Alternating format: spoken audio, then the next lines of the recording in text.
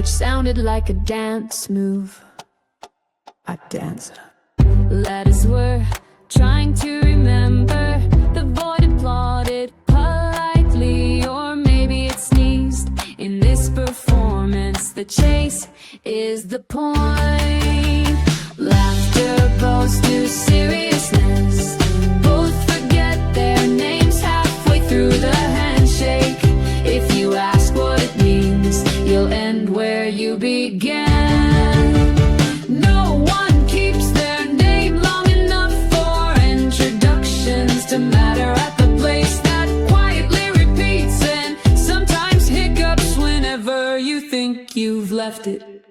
I announce the absurd with a trumpet made of rubber. It squeaks philosophy in the wrong key. A serious squeak, a squeak that winks. Its breath comes out sideways, a note that never agrees with itself or anyone else. Someone said their life is the last melon I bought too. One spoiled, one rolled away. That felt correct. I balanced the dictionary where thoughts sometimes nap, which sounded like a dance move. I danced.